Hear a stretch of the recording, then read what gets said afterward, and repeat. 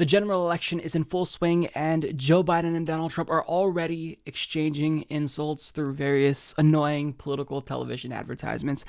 And I will just say that trying to analyze this objectively speaking, based on what I'm seeing, Joe Biden is off to a very bad start. And I will say that making predictions at this point in time, when a lot can change between now and November, I think that's not very useful because COVID-19 has dramatically changed the 2020 election. This is an entirely different election now than it was 6 months ago, right? In the same way that Brexit changed the 2019 UK election, COVID-19 has transformed the 2020 US general election. And the individual who I think is going to do the best is the one who delivers a vision for America, a concise, simple vision that just says, we're going to get back to normal. And, we make fun of Democrats on Twitter because we say that vote blue no matter who is basically MAGA for liberals. But that's actually, I think, a true statement in this instance. Whoever can promise to get Americans through this pandemic and make sure that we minimize suffering, both economically and from the standpoint of health, that person who can convince people that things will return to normal, that's going to be the winner ultimately. And Joe Biden is off to a bad start because you can already see the type of election that he's going to run. So he's not very good at controlling the narrative. And Donald Trump has that incumbent advantage in the sense that he has the bully pulpit at his advantage, right? He tweets and it's a 24-hour news story, whatever he says. So Joe Biden, he's got to work extra hard to make sure that his message is out there. And already I see him failing. Like Donald Trump is holding daily press briefings, whereas Joe Biden is nowhere to be seen. Like if I'm Joe Biden's team, I'm trotting him out every single day so he can do a follow-up to Donald Trump's COVID-19 press briefing. Because it doesn't matter what Joe Biden is saying, the fact that he's there in and of itself is valuable. And the thing about Joe Biden's team is that what they're doing is they're allowing Donald Trump to craft the narrative, and then they respond and debate an issue on Donald Trump's terms, which is a recipe for disaster. It's exactly what Hillary Clinton did. It embarrassed Elizabeth Warren. Remember her DNA test? Sometimes you have to acknowledge that you lost a particular battle. You move on, and you always try to have Donald Trump on the ropes. Like if you are a challenger going up against an incumbent, your number one goal is to discredit that individual, call out their failures. You have no shortage of failings of Donald Trump. Throughout his 4 years in office, he's been a disaster. But just these last couple of months with his handling of COVID-19, there's no shortage of Donald Trump's failures. So Joe Biden has a lot of tools at his disposal. The question is, will he use them? Now, I'm not saying that he should just basically try to go with this high and mighty response where he ignores and sidesteps all criticisms that Donald Trump throws at him. But I'm going to go through a couple of examples here, and I want to show you where I think he could improve.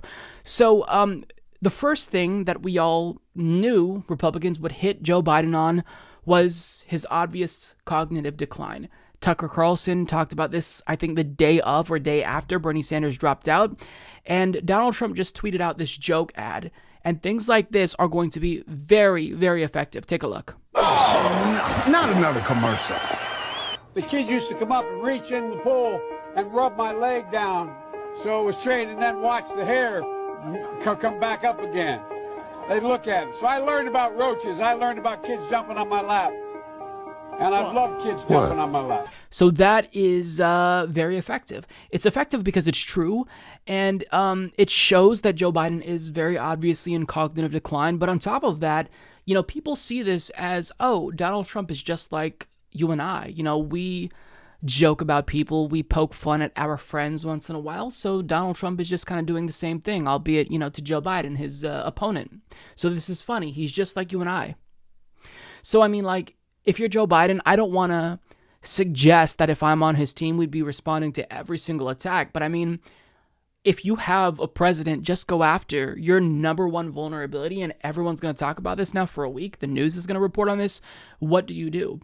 Well, you don't necessarily address your own cognitive decline, but you call out Donald Trump's cognitive decline as well. I mean, if I'm on Joe Biden's team, we're putting together a montage of all of Donald Trump's incoherent statements. Raking the forest floors, big water, I'm the chosen one, why can't we nuke hurricanes? Why can't we let COVID-19 wash over Americans? We're playing all of the greatest hits, and we're going to be the ones who are talking about mental fitness, but not on Donald Trump's terms, on our terms. We're going to force Donald Trump to prove that he's the one that's competent. We're not going to be the ones who are playing defense all election, and that's what you really want to do. If you're the challenger, you've got to have the incumbent on the ropes. You've got to put him in a position to where Donald Trump is playing offense, because I think that's relatively easy to do. He's the incumbent president. His record is terrible, so use that to your advantage, right? Make sure that we're talking about Donald Trump's inability to govern because he's not mentally fit.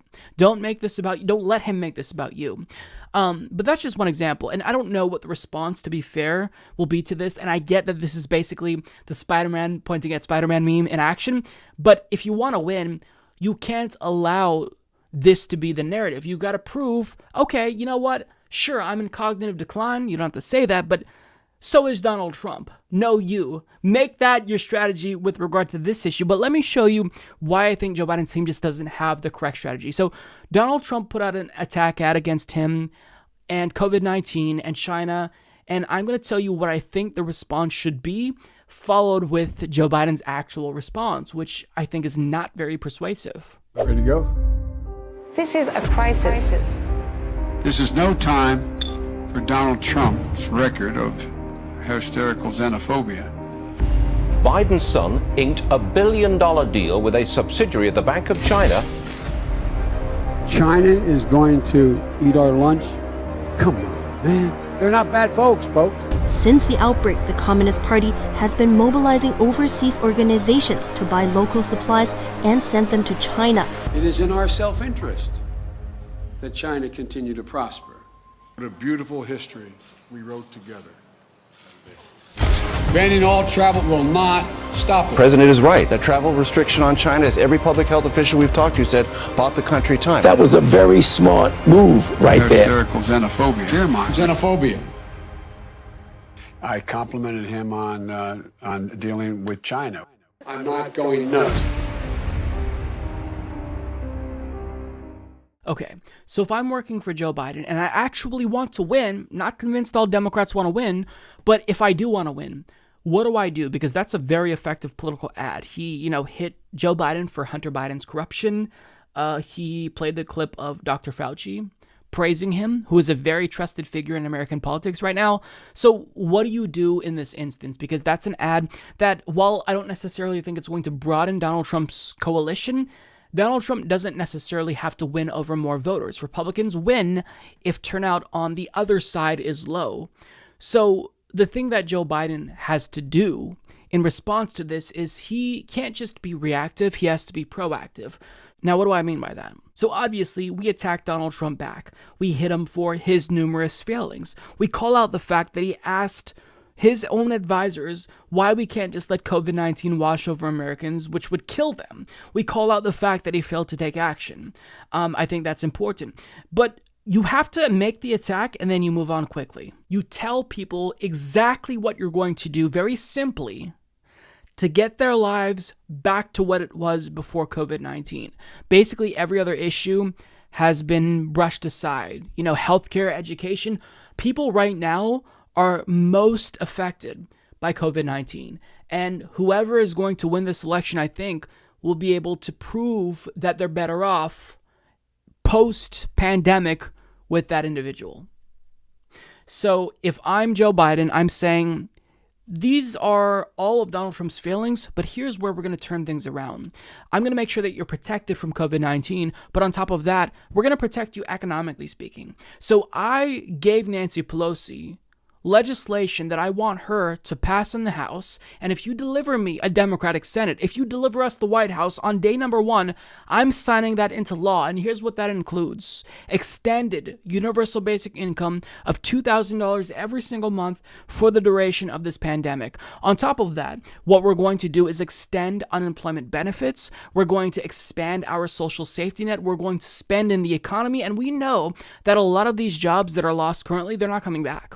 So we're going to have a federal jobs program that puts Americans back to work. So that way, if you lost your job specifically during this pandemic, you are going to have the benefit of getting a job from the government until you can find something back in the private sector, if that's what you prefer. But we're going to make sure that coming out of COVID-19 and this pandemic, you're as good, if not better off than you were before going into it. Because certainly before this pandemic, things weren't peachy keen in America.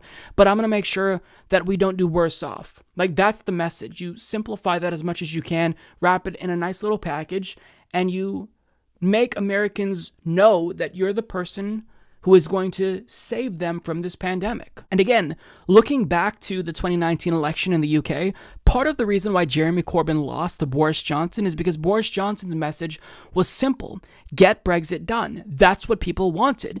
And, the problem is that Jeremy Corbyn, he didn't really have strong messaging here. He tried to, play both sides and ride the fence.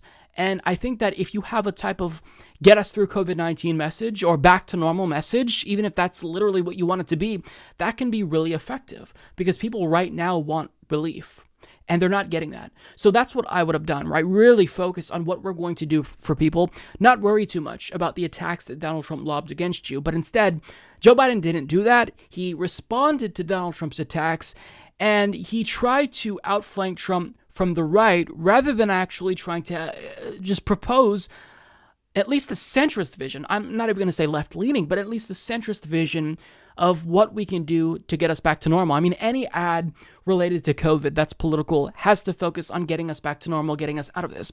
This is what Joe Biden put out. He failed to act. So now Trump and his allies are launching negative attacks against Joe Biden to hide the truth. Here are the facts. Joe Biden warned the nation in January that Trump had left us unprepared for a pandemic. Then, Biden told Trump he should insist on having American health experts on the ground in China. I would be on the phone with China and making it clear, we are going to need to be in your country. You have to be open. You have to be clear. We have to know what's going on. But Trump rolled over for the Chinese. He took their word for it. The president tweeted, China has been working very hard to contain the coronavirus. The United States greatly appreciates their efforts and transparency. China, I spoke with President Xi, and they're working very, very hard, and I think it's going to all work out fine. Trump praised the Chinese 15 times in January and February as the coronavirus spread across the world. It's a tough situation. I think they're doing a very good job. Are you concerned about its potential impact on the global economy? I think that China will do a very good job. Trump never got a CDC team on the ground in China. And the travel ban he brags about? Trump let in 40,000 travelers from China into America after he signed it. Not exactly airtight. Look around. 22 million Americans are out of work, and we have more officially reported cases and deaths than any other country. Donald Trump left this country unprepared and unprotected for the worst public health and economic crisis in our lifetime. And now we're paying the price. All the negative ads in the world can't change the truth. That was not a good ad, and it worries me because people who already support Joe Biden, Democratic Party loyalists and operatives, they love that ad, and I get thinking that this is a good ad if you're under the impression that the way you'll win this election is by convincing enough Trump voters to flip to you, but we know that that's not how Democrats win elections. Democrats win elections when turnout is high. You have to get people out of their houses to vote for you, or if we could vote by mail, but you get what I'm saying. People have to be convinced to come out to vote. Turnout has to be high or you lose. And what he did there was go tit for tat with Donald Trump, which is not a good strategy because you can't play Donald Trump's game and beat him at his own game. So, in the ad that Donald Trump ran, he showed a video of Joe Biden saying that Donald Trump is xenophobic. And what does this ad communicate? No, Joe Biden doesn't care about xenophobia. In fact, he is xenophobic. Now, rule number one in all of politics is you always have to hold your base. Being xenophobic, trying to out-xenophobe Donald Trump, is not going to be a winning strategy because you're just going to demoralize your own base and they're going to stay home. They're going to stay home. So if you're running an ad, if you're taking any time to hit Donald Trump or COVID-19, yes, you state where he failed. Joe Biden did that and moved on. But you have to tell people that you're going to save them from this pandemic. You can't just say, I would have been more xenophobic than Donald Trump. That does nothing to improve our lives at a very concrete level. And the fact that he doesn't get that, it's worrisome. Now, again, I don't want to say that, I should be making predictions because a lot can change between now and November. And maybe Joe Biden doesn't take any of my advice. Maybe his strategy is the same as it is and he still wins. COVID shaked up this election. This is a very different game now. But with that being said, I think that he can improve his odds if he actually reads the room and acknowledges what's happening. Republicans just hit Nancy Pelosi with a really, really powerful ad. Trump's campaign manager hit her after she went on some late show and was boasting about all of the ice cream she stocked up on her giant fridges and showed how out of touch she is because people are hurting. That messaging is exactly what Joe Biden should be doing. You should never be outflanked by a Republican from the left, and you should have learned this from 2016. You're never going to be perceived by the general electorate as being more right-wing than Donald Trump. But what you can do is try to convince people that you are going to lead them through this crisis and that you are concerned with the needs of the American people and you're not just worried. You know exactly what those needs are because you are in constant contact with people. But what we're seeing so far, if this is any indication of the trajectory that Joe Biden will continue on, I don't think he's going to do well. I think he'll lose. So he's got to change it. Now, again, I'm very reluctant to predict because I think that COVID-19 has changed the calculus here. But with that being said, if people are going to make that change from Donald Trump to Joe Biden, it's not going to happen by flipping Trump voters. It's going to happen by getting them to come out and vote against the status quo, which is Donald Trump. They have to believe that you're going to improve their lives. And you do that by telling them how you're going to improve their lives and understanding their suffering. Right now, the future looks grim. The current situation is abysmal, but we can't necessarily see the light at the end of the tunnel for, tomorrow, the day after tomorrow, next week, next month. People are really terrified right now. So what we need is leadership. And we're not getting that. I mean, Joe Biden's team is being very one-dimensional in their approach to this, and I think it's going to backfire if they don't learn from all of the mistakes that Hillary Clinton made in 2016. I think that they believe that it's important to go to Wisconsin. It's important to campaign in the Rust Belt and hold white working-class voters, suburbanites, the Karens of the world. But you're still not going to win unless people believe they're going to be better off with you than Donald Trump. Because if Joe Biden wins, that means people think that we have to change the direction of the country. Even if he said business is going to be the same as usual, people oftentimes vote for the incumbent, not necessarily because they like the incumbent, but because voters are risk averse, right? They don't like to take risks, and if they just stick with what they know, which is the person who's in charge, they usually feel safer with that. So you've got to convince them that this is not the safe option. It's actually the riskier option. And what I see so far is it's like there's an iceberg dead ahead, and we're heading straight towards it on the Joe Biden Democratic Titanic. And as we're headed towards that iceberg, it's difficult to assess what's going to kill people on board first, the iceberg itself or the fact that there's already holes in the ship and it's going down. So I don't know. But what I do know is that what I'm seeing from Joe Biden, working class Joe, is that he's painfully out of touch. And if he actually cares about beating Donald Trump, again, not convinced that he is, he's got to change it up. It's simple. This is not rocket science. It's very simple. Tell them their lives are going to be better off with you as president. You're going to get them through COVID-19, and you can win. If you don't do that, people are going to opt for the same thing. and maybe they vote for Donald Trump, or maybe they just stay home. But if you don't get them out to vote for you, you lose. Period. End of story. You could support the Humanist Report at patreon.com/Humanist Report. But trust me, I'd have way more supporters on Patreon if that was my podcast. Sad.